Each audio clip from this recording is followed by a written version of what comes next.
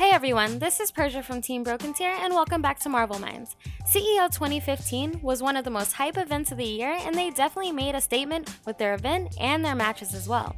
This leads us to a few matches from Marvel Top 8 between Full Schedule and Jan. They played in winners and in grand finals, but one important thing to note from both sets are adaptation and truly being able to change your playstyle on the fly. Full Schedule obviously struggled in his first set with Jan in winners, but he played like a completely different person in grand finals. I can't stress enough how important adapting can be, but if you don't believe me, take a look at some of the gameplay from Full Schedule throughout these two sets. I've decided to cover the winners match and the first set of grand finals between Full Schedule and Jan. I know a lot of you have been asking why I clip certain parts of the match out of my videos, and it's because I really want to encourage you guys to get a little bit of insight from me and then watch the video in its entirety on your own. I always include direct links to the channels that I get my footage from, so it means a lot to actually click those links, learn for yourself, and support the community overall while we learn a thing or two along the way. Now, on to the matches. You can tell right off the bat in Game 1 that Full Schedule is trying to play his typical game, which consists of a lot of rushdown and pressure. However, Jan's team can be the perfect counter to that with Hagar assist and a ton of life to take as many risks as possible. We have to keep in mind that Hagar, as an assist, is invincible for the first 33 frames and must be respected at all times. Even though it has a lot of invincibility, it can be baited out easily with enough patience and a little bit of mental gymnastics as well. Of course, a few things that need some time to get adjusted to are Shuma assist and how it completely changes the dynamic of Jan's team. Allowing for confirms into OTKs and enough block stun to even get opened up by Hulk, this is a huge advantage for Jan. Being able to adapt to this team definitely takes time, and Jan does a great job at trapping Full Schedule and forcing the game into his favor by taking advantage of Full Schedule's lack of character knowledge. Once you can get inside someone's head, mix-ups like command throw on incoming, which would usually be difficult to land, can be fairly easy when someone simply can't expect what's next. This is when character knowledge plays a huge role in a matchup. With optimized team combos, it's fairly easy for Jan to leave Full Schedule with only Doom left to fight on his own. With Doom being the last hope for Full Schedule, he uses a ton of meter once Doom gets in the match to try and contain Jan, and hopefully find some prime opportunities to make a move. After a bit of evasion from both sides, Full Schedule finally is able to trap Jan in the corner and waits for a good time to X-Factor punish. However, Jan counter X-Factors to keep himself safe and takes the first game of the set in winner's side of top 8. Game 2 actually looks very similar to Game 1. Full Schedule manages to land the first hit this time after some great Seismo use. Using EX Seismo to negate Hulk's armor is a perfect approach for Full Schedule, but after a really devastating TAC drop, Jan is able to keep the game from tipping sides. Jan's assists continue to be a problem for Full Schedule as he's clipped time after time, but luckily for him, Jan doesn't confirm these hits into any serious damage just yet. Jan does a great job at showcasing Hulk's strengths from full screen against Doom. Doom is a type of character who can be deadly from anywhere on the screen, but something you don't see every day is a Hulk who can keep up with that tempo as well. Shuma assists a noise just enough to disrupt the usual flow of Full Schedule's Doom and eventually leads to some serious damage from Hulk when Jan finds the perfect time to attack both of Full Schedule's characters for a happy birthday. He doesn't quite get the kill, but he forces Full Schedule to save his team with X-Factor after a bad super to gain pressure. X-Factor then flies on both sides, which is always interesting to see because you know for the rest of the match you can witness an honest fight. With only Viper and Doom left against Jan's entire team, you can tell that Full Schedule is more focused on trying to land a hit rather than playing cautiously around Lariat and Hulk. Because of this, Viper is easily taken out and Jan has all the advantage at this point. With Doom being the last one left again, Jan makes quick work of him to seal Game 2. In Game 3, Jan lands a normal throw right from the start. Thanks to Shuma assist, this is an extremely easy kill on Viper who only has 900k health. Gamma Tsunami doesn't really give Jan time to set up an incoming, so even though he got the kill on Viper, he doesn't get any incoming advantage. This gives Full Schedule time to abuse Team Super and try to gain some very important momentum, but Jan forces another X-Factor from Full Schedule since Gamma Crush has a ton of invincibility. A DHC into Shuma leaves Jan safe and then he hard tags into Hagar. This doesn't work out too well as Full Schedule is able to put Jan in a situation where Shuma assist ruins his read on Doom's air dashing and leaves him vulnerable to a punish on Lariat. Jan then has to spend his own X-Factor to save himself only to get opened up by a high attack by Doom anyways. Jan loses Hagar and now has Hulk coming in next. Here's where Jan shows some amazing defense on the incoming to get Hulk in safely, and if it weren't for this, he may not have won this match. With both characters on opposite sides of the screen, Full Schedule confirms the block on Buttergun and tries to team super, but Jan still has time to punish yet again with Hulk's Gamma Crush, and Full Schedule even loses Amy to the DHC. Now, even though Full Schedule is down to only Doom again, that doesn't stop him from continuing with his rushdown and pressure, and this scores the kill on Shuma. One of Full Schedule's greatest abilities is his movement, and he uses Doom in a way that his projectiles give him enough protection to maneuver around the screen with some sort of coverage. Finally, down to a one-on-one match between Hulk and Doom, you can see that both players want the others to commit so that they can punish. After a few missed opportunities from Jan, he's able to use the one hit of armor on Gamma Charge to punish Foot Dive. He finally closes out the set and moves on in the tournament in the winner's side of the bracket. Full Schedule fought through losers bracket to get to grand finals for the run back with Jan, and here are his thoughts about the first set and his plan going into the second set. He said, "My mind was very scattered in the first meeting in top 8. It is well known in the Southern Marvel community that I do not like to play big body teams. I had a lot of people trying to help me and advise me what I should do since my matchup knowledge is low versus big bodies. My head wasn't in the game and it showed. I tried to collect my thoughts and went back to the playstyle and strategy I had developed back home and played safe. I didn't think about the last encounter and had my thoughts set on how I knew how to play it. Super safe and a little rush." So like any fighting game, character knowledge plays a huge role in any match. But something else that I think helped Full Schedule here is his ability to completely throw the first set out of the window and start over fresh. Being able to recognize that he played the matchup completely wrong helped him find a new approach in the second set. Like George Bernard Shaw once said, "Those who cannot change their minds cannot change anything." And that's exactly what Full Schedule did.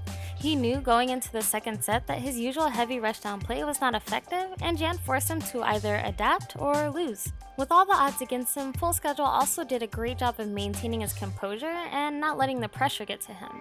So all of these things together made Grand Finals look completely different from the first set. Game 1 of Grand Finals starts, and you can already tell that Full Schedule is not trying to fall into the same patterns as the first set. He keeps his distance and uses all of Viper's amazing tools to chip away at Hulk's life without giving up any ground in the process. Seismos, Optic Laser, and Doom Beam do a great job at keeping Hulk away and even getting some annoying damage on Jan's assists. Even though it can get tedious playing pure keep away, Full Schedule is able to resist overcommitting or taking any unnecessary risks to land a hit. This decision is what ultimately changed the matchup in this set. As Hulk's life is running low, Jan spins a meter but doesn't go for a DHC. At this point, Hulk is just about dead and Jan is forced to either hard tag or lose the character. Jan waits to hard tag until he's done blocking Amy assists, attempting to hit Viper with the hard tag if she tried to follow her low medium with a Thunder Knuckle. But Full Schedule goes for a smart feint instead, putting her far enough to avoid getting hit with the tag. Since Hagar does have a lot of life, once Full Schedule punishes the hard tag, he opts for a reset, but isn't actually able to finish the combo when he lands the hit. All Jan needs is one opportunity to lock down Viper, and once he does, he's able to tag Viper low and take her out. This is a huge advantage for Jan, but any advantage is only as good as your next move, in this case, Jan's next incoming mix-up. Jan tags Doom with Shuma assist on the incoming, but isn't able to land a follow-up since Full Schedule was hit in the air instead of on the ground. This gives Doom the perfect chance to get away and start the keep away game all over again. However, one major difference between Viper and Doom keep away is having Doom Amy team super at any moment as long as he has the meters. Full Schedule is able to use this to secure the kill on Hagar and has plenty of time to set up Shuma. Jan push blocks a meaty M from Doom instead of Amy assist, and Full Schedule is able to dash up in time to land the air throw just before he makes contact with Amy. Knowing the hit off the throw is scaling too much, Full Schedule snaps in Hulk. Knowing that he just punished Jan for push blocking on incoming, he goes for a light media attack to put Hulk in little to no block stun, leaving him vulnerable to an air throw since he did not push block this time. Full Schedule tries to make use of Amy's slowdown super to give him some added advantage as he goes for a meaty foot dive, but this gives Jan a free X-Factor grab punish to easily take out Doom and set up the Chaos Dimension unblockable as Amy is coming into the match. The level 3 doesn't kill Amy, but Full Schedule just wakes up with X-Factor and catches Jan off guard to close out game 1. Game 2 starts off with a much needed air tech from Full Schedule. The start of the match is one major deciding factor between these two players, as each hit is crucial and taking first blood can set the tone for the rest of the match. Full Schedule continues to stay solid with his keep away, but Jan makes good use of normal jumping forward to get around the seismos. Once he's able to get closer, he uses Gamma Charge to close the distance. But once he sees that Viper is absorbing the charges with her focus attack, he has to super to avoid EX Seismo. EX Seismo is invincible for the first 16 frames, and is jump cancelable at 19 frames, which is why he's able to chicken block and avoid getting hit by Hulk's super. Here's where you can see Jan trying to fight differently and using more gamma waves from full screen, and even take some damage on Doom Assist. This gives a little bit of time to advance forward with Shuma Assist, and finally get his hands on Viper to take her out. With Doom on the incoming, Jan traps Doom between Hulk and Hagar to land the hit.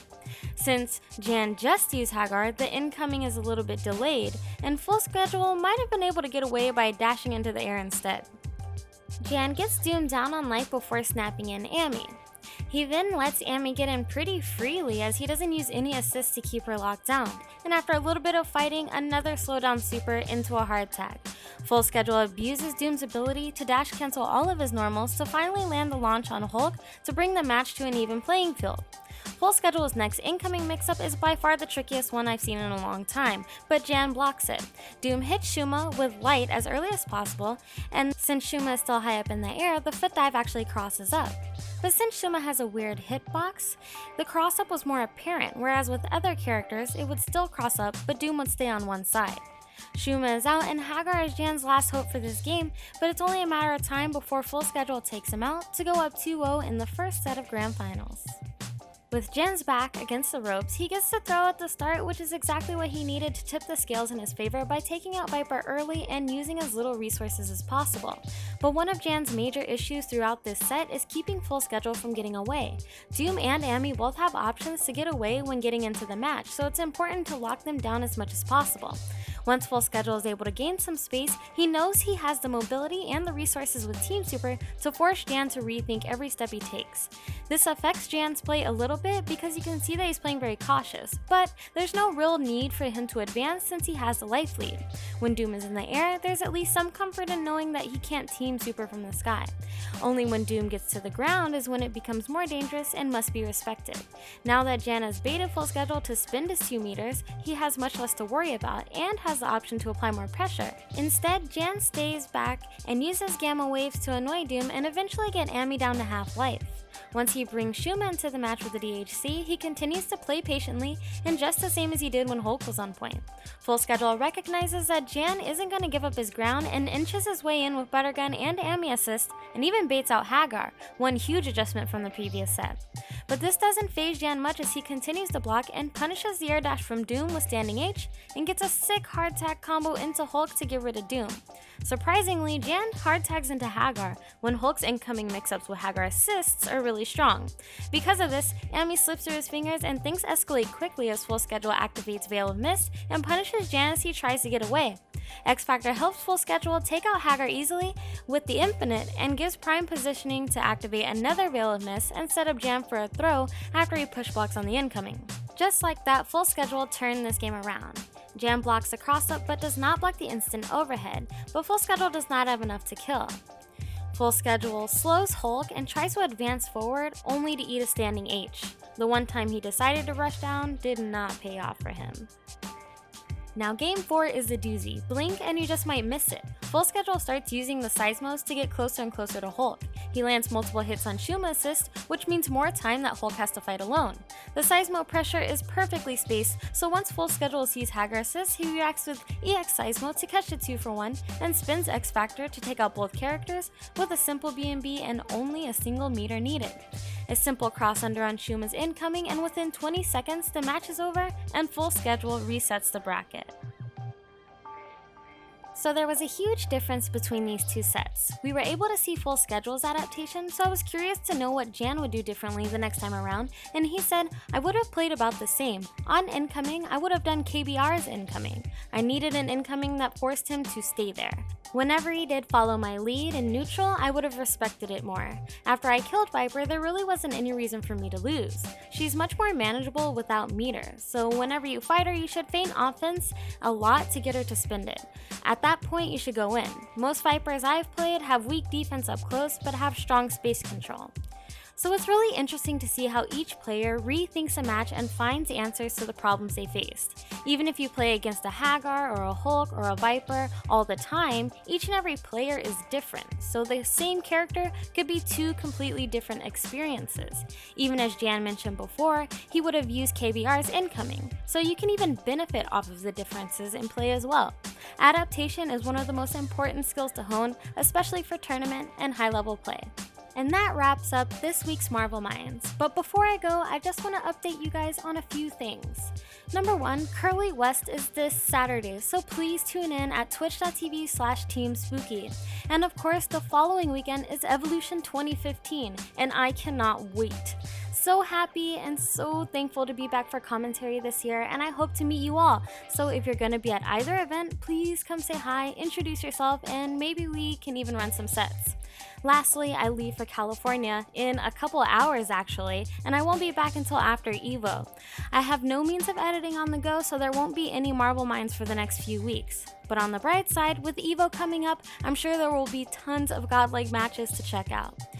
Thank you for tuning in, and please like, share, or follow if you enjoyed what you saw. But of course, please show some love and support to Spooky by clicking on the link and watching the full video at his channel. Peace, guys!